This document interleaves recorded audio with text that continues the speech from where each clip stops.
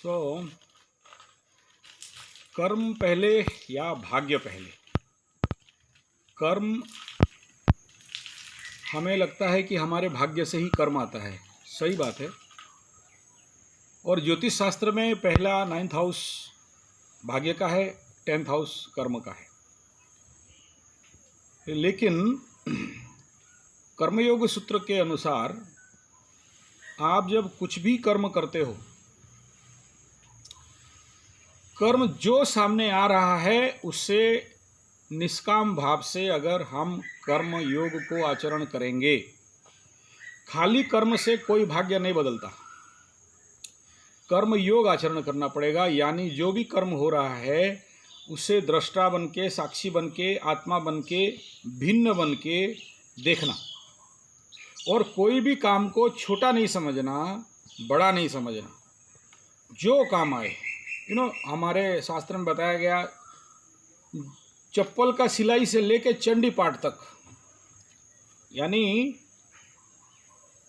चप्पल से चंडी पाठ तक जो काम आए, छोटा हो बड़ा हो, जब हम इसको निरंतरता से आचरण करने लगते हैं, कर्म करने लगते हैं, कर्म करते जाते हैं, तब हमारा 9वां घर अपने आप एक्टिव होता है।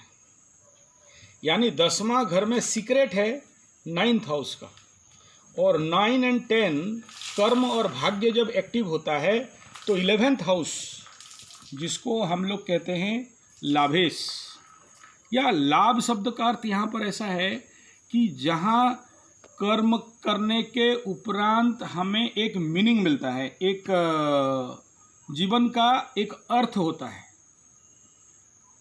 निरर्थक कर्म नहीं होता है, आर्थिक कर्म होता है। सोचिए कि आपको आपका ज्योतिष बोला कि आप बहुत बड़े आदमी बनने वाले हो, आपका बहुत सारा भूमि भवन वाहन होने वाला है, आप खुश हो गए, खुश तो हो गए, और आप इंतजार करके बैठे हैं कि मेरा हो जाएगा, मेरे को तो ज्योतिष बोले हैं, मेरा भाग्य में तो है, लेकिन है, मिल नहीं रहा है। क्यों नहीं मिल रहा है? क्योंकि आप कर्म नहीं कर रहे हो। अच्छा, आप इंतजार करके बैठे हो कि उस जनित कर्म आएगा तो करेंगे। सोचिए कि आपको 10 मोहल्ला बिल्डिंग का, आपका ज्योतिष बोला है कि आपका एक दिन 10 मोहल्ला बिल्डिंग होगा, आपका चारों गेट में 4 कार खड़ा रहेगा, 50 नौकर रहेंगे। आपका भाग्य तो ऐसा राजयोग है तो आप कर सकते हो। आपका 50 एकड़ जमीन होगा, है तो आपका 10-20 गाड़ी होगा, सब लाखपति करोड़पति गाड़ी होगा, ठीक है, होगा। ज्योतिष शास्त्र तो झूठ नहीं बोल सकता। और आपका राजयोग है तो है, कोई नहीं रोक सकता। आपका भाग्य में है तो है, कोई नहीं रोक सकता। लेकिन अगर बुढ़ापे में अगर आपको चना मिले तो क्या मतलब है? अगर आपका पास जब दांत नहीं है तब चना मिले और आप खाओ तो क्या मतलब हो गया उसका? अब आप बोलोगे क्या मेरा भाग्य आगे या पीछे हो सकता है? नहीं, आगे पीछे तो नहीं हो सकता है। राजयोग, और जब आपका दशा, महादशा, अंतरदशा रन ओवर करेगा उस जनित चतुर्थेश का, भाग्येश का, या अंतरदशा में, या फिर लाभेश का, ये तीन का जब तीनों का एक संयोग बनेगा, 4, 9, 11 दशा, अंतरदशा, प्राणदशा, सूक्ष्म दशा के अंतर्गत, तब आपका ये जो टारगेट है, जो प्राप्ति है, हो सकता है, होगा नहीं कह रहा हूँ मैं। लेकिन जब तक आप उसके जनित छोटे से छोटे काम नहीं करेंगे, माइक्रो लेवल, क्योंकि ये प्रकृति का विधान है, छोटे से छोटा कर्म जो आपको अभी लग रहा है कि ये तो मेरा कोई मतलब का नहीं है, मेरा जो भाग्य, मेरा ज्योतिष बताए हैं, मेरा ज्योतिषी जो बताए हैं, उस जनित तो ये कर्म नहीं है, मैं इसे क्यों करूं? मेरा तो टारगेट है 10 मोहल्ला बिल्डिंग का, 10 कार का और बड़ा ज़मीन का, तो ये छोटे छोटे काम का महत्व क्या रह गया? नहीं। कलकत्ता में मैं था, उस समय मेरा एक प्रवचन था, एक व्यक्ति से सडन मैं पूछ दिया कि भाई क्या कर रहे हो? बोला शून्य इकट्ठा कर रहा हूँ। सुनिए क्या शब्द बोल रहा है, मैं शून्य इकट्ठा कर रहा हूँ। बोले शून्य इकट्ठा मतलब? बोला बिना मतलब का काम कर रहा हूँ। बोला बिना मतलब का क्यों काम करो? बोला जितना शून्य जितना शून्य जितना शून्य जितना शून्य इकट्ठा करूँगा, और जिस दिन मुझे वह एक मिल जाएगा उस दिन उतना संख्या हो जाएगा।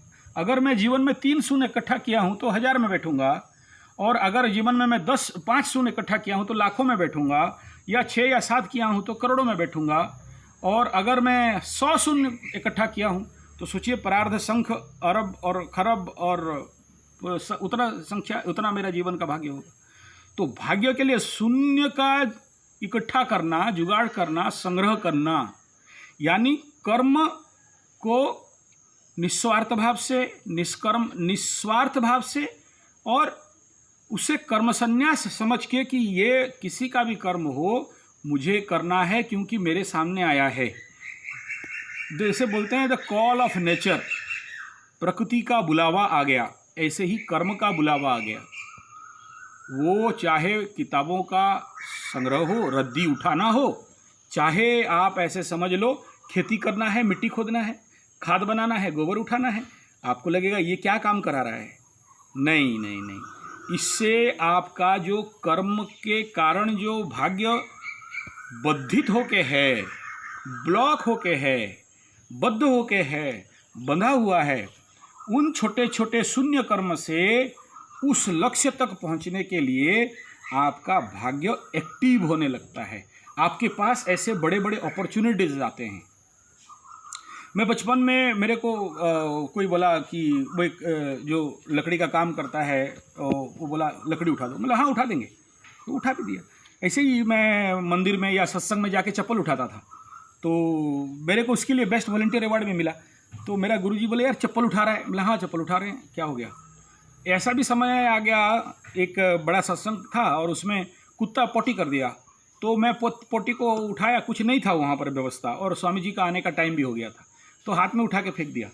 तो ये बात धीरे धीरे स्वामी जी के पास में पहुँच गया और स्वामी जी माइक में अनाउंस किए। तो जब माइक में अनाउंस हुआ तो मेरा वैल्यू उस सत्संग में बढ़ने लगा, और कहीं भी कार्यक्रम हो तो व्यवस्था में मेरे को बुलाने लगे। और सत्संग मंडली का उस समय, आज से 22-23 साल का पहले, सत्संग मंडली का मैं प्रेसिडेंट हो गया कि हमारे इलाके में कहीं भी सत्संग का ऑर्गेनाइजेशन हो तो मैं वहाँ का मुख्य रहा।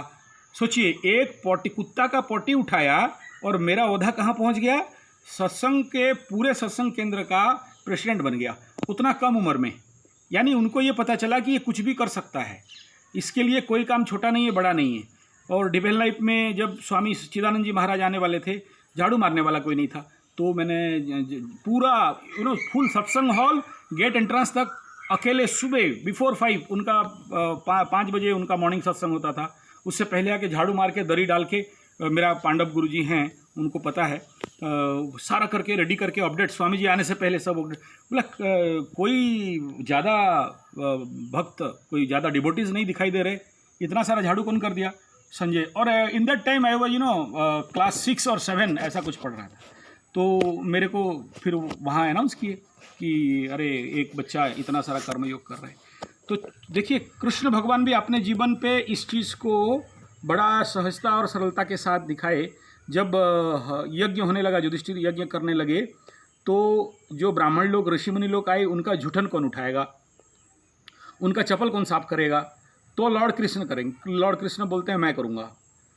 तो सोचिए, जिनको महान होना है उसको छोटे से छोटा काम, मेहनत से मेहनत का काम, पसीना निकालने वाला काम जो कोई नहीं करता वो कर दे, तो तब जाके उसका भाग्य जागृत होता है।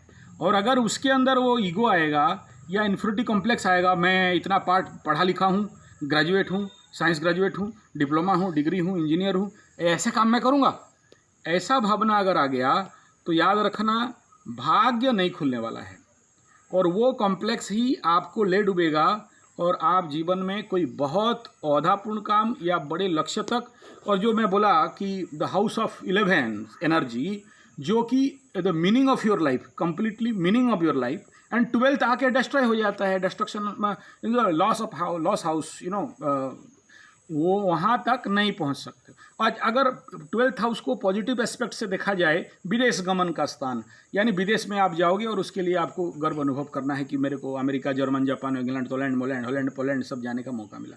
कब मिलेगा? जब 11th हाउस का ड्यूटी को आप फुलफिल करोगे। यानी लाभेश को जब तक आप परिपूर्णता से नहीं जियोगे, ये जो 12 एनर्जी है हमारे ग्रह चक्र मंडल के या राशि चक्र के, और 27 नक्षत्र मंडल हैं, इनके सारे, आप बोलोगे मेरा तो धनिष्ठा नक्षत्र में जन्म हुआ है, शतभिषा से मेरा क्या काम है, पूर्वाषाढ़ा से क्या काम है, उत्तराषाढ़ा से क्या काम है, लेकिन कहीं देखो शुक्र जाके वहाँ बैठा होगा या शनि जाके उत्तराषाढ़ा पे बैठा होगा, और आप अगर उसका ड्यूटी को परफॉर्म नहीं किए अच्छा से, देन आप 12th हाउस विदेश गमन नहीं कर सकते हो। या विदेश गमन कहने का मतलब the meaning of your life in the field of world level, ये आपको अचीव नहीं हो पाएगा। इसलिए याद रखिए, कृष्ण भी, भगवान कृष्ण गीता के 1 अध्याय से लेके 6 अध्याय तक कर्म के बारे में ही बोले हैं कि ऐसा कर्म करो, ऐसा कर्म करो जिस कर्म में आपका कोई बंधन नहीं हो, उस कर्म में आपका मुकार, मैं कार, या आपके जो इन्वॉल्व डिटैच्ड वर्क, डिटैच कर्म कि मैं कर्म किया और उसमें नहीं पड़ा, नहीं बधा। और यही बात रमण महर्षि भी अपने उपदेश सार में बता रहे हैं, कत्रुराज्ञया प्राप्यते फलम कर्म किंग परम कर्म तत् जड़म। कर्म इज जड़, बट ये जड़ के तत्व में इतना दम है जहाँ से कृतिमोहो दधौ पतन कारणम फलम अशाश्वतम गति निरोधकम। तो अगर बद्ध होकर कर्म कर रहे हो, इन्वॉल्वमेंट विथ डिटैचमेंट, कर्म में 100% इन्वॉल्व होना है, ड्रामा करना है, नौटंकी करना है पूरे इन्वॉल्वमेंट के साथ, लेकिन डिटैच्ड होकर करना है, भिन्नता के साथ करना है, और प्रत्येक कर्म को अपना पास आया हुआ भाग्य का कर्म समझ के उसे अगर परफॉर्म करते हैं, उस कर्म को करते हैं, तब आगे चल के आपके पास बड़ा ओहदा, बड़ा पोस्ट, बड़ा मीनिंग 100% आपके जीवन पे आके खड़ा रहेगा। यानी जब तक कुत्ता का पोटी नहीं उठाओगे तब तक सत्संग केंद्र का प्रेसिडेंट नहीं बन सकते हो, क्योंकि मेरे से भी अच्छे अच्छे लोग वहाँ पर थे। मैं एक उदाहरण दे रहा हूँ मात्र, ऐसा नहीं कि आप कल से पोटी उठाओगे तो आपको सत्संग केंद्र का प्रेसिडेंट बनने के लिए मिल जाएगा, ऐसा नहीं। लेकिन ये तभी संभव है जब कर्म करोगे। लेकिन जो सोवत है वो खोवत है, सोते नर का भाग्य सुप्त है, जागे नर का भाग्य जागता, उठने पर वह झट से उठता। इसलिए आपको अगर भाग्य जगाना है तो सोने से बचना है। दिन में सोओगे, देखिए अगर नाइट ड्यूटी है, होल नाइट ड्यूटी कर रहे हो अलग बात है, लेकिन दिन में सो गए, योग निद्रा के नाम पे अगर आप लोग सोने लगे तो याद रखना ब्रेन सेल डेड होगा, ब्रेन इनएक्टिव होने लगेगा, और आपके जो कर्म क्षमता है वो धीरे धीरे घटने लगेगा, और आपका भाग्य नहीं जगेगा। और भाग्य जगाने के लिए हमेशा क्या चाहिए? एक ऊर्जा चाहिए, एक एनर्जी चाहिए। आप उसके लिए फिट होना चाहिए। अनफिट आदमी के लिए भाग्य देगा क्या? क्या महाराज, आपका ज्योतिष बोल दिया बैठ के खाओगे, बहुत जिंदगी में मेहनत नहीं करना पड़ेगा।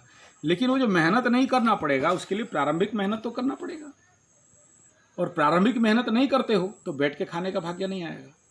जैसे कोई राउरकेला स्टील प्लांट में नौकरी करता है, 40 साल नौकरी करता है, तब रिटायर के बाद उसको एक्सग्रासिया, ग्रासिया, पीएफ और क्या क्या सब मिलता है, बैठ के खाता है ना।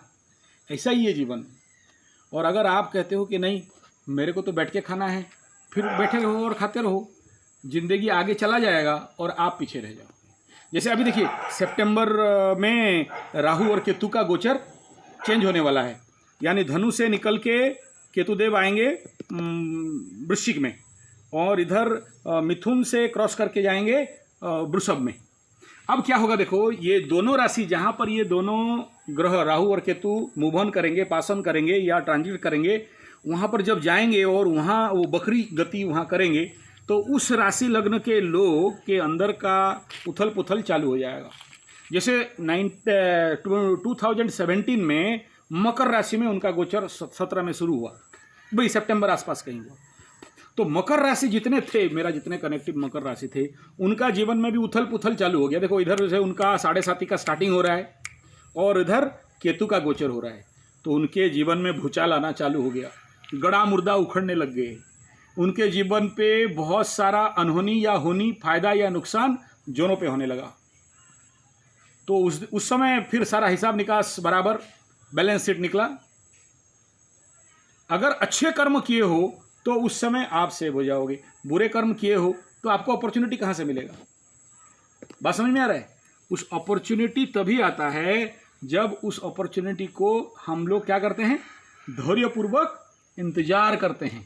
खाली कर्म करने से नहीं होगा, उसके साथ इंतजार करना पड़ेगा। जैसे बोलते हैं एक कहानी है, एक फुटबॉल प्लेयर हुआ, तो वो फुटबॉल प्लेयर को हमेशा फुटबॉल में 12th मैन में डाल देते थे, बैठा देते थे। 1 साल, 2 साल, 3 साल, 5 साल, ऐसे 7 साल तक बैठा रहा। एक दिन बड़ा मायूस होकर उसका दादाजी को बोलता है, और मैं नहीं खेलूँगा, मेरा जो क्वालिटी है मेरा कोच को भाता नहीं है, और मेरे को आज तक टूर्नामेंट खेलने नहीं। दादाजी बोला, बेटा इंतजार कर, कभी भी भाग्य खुल सकता है।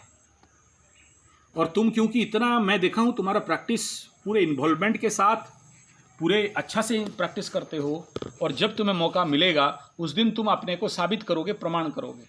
और एक दिन ऐसा ही हुआ, एक दिन ऐसा टीम के साथ टूर्नामेंट हुआ जहाँ पर वो टीम वाले फाउल खेलने लगे, और इनका टीम का 3-4 लड़के इंजर्ड हो गए, और इसको फिर खेलने का मौका मिला। ये खेलने के लिए गया और धनाधन 10 गोल कूट के जिता के गेम टीम को आ गया। तब कोच का होश आया, अरे मैं इतना बड़ा जिसके अंदर इतना बड़ा कला है, इतना अच्छा खेलता है, मैं इतना दिन बैठा के रखा था, और धीरे धीरे धीरे वर्ल्ड का वो टॉप प्लेयर बनने लग गया। वो टॉप प्लेयर बनने के लिए उसका जीवन का 7 साल मेहनत करना पड़ा ना, या घर बैठे हो गया? नहीं हुआ ना। ठीक ऐसे ही है, कर्म करोगे तब भाग्य खुलेगा, कर्म नहीं करोगे भाग्य नहीं खुलेगा। नो डाउट, भाग्यम फलंति सर्वत्र न च विद्या न च पौरुषम, ये सच बात है, भाग्य ही सब कुछ है, लेकिन उस भाग्य को एक्टिव भी तो करना है। कहीं छोटा सा सोचो, एक छोटा सा पाप के कारण, एक छोटा सा, चलो पाप पुण्य को हम विश्वास नहीं भी करते हैं, छोटा कहीं ब्लॉकेज, ग्रंथि, एक बद्धता के कारण तुम्हारे पास वो अपॉर्चुनिटी नहीं आ पा रहा है। लेकिन कहीं थोड़ा सा दान कर दिया, कहीं थोड़ा सा सेवा कर दिया, कहीं कौड़ियों का सेवा कर दिया, कोई मंदिर में सेवा कर दिया, किसी अनाथाश्रम में किसी गरीब लोगों के पास जाके सेवा कर दिया, इतना सा सेवा इतना बड़ा अपॉर्चुनिटी लेके आ जाता है। इसलिए अपने जीवन पे कर्म का प्राधान्यता देना अति आवश्यक है। नमस्कार।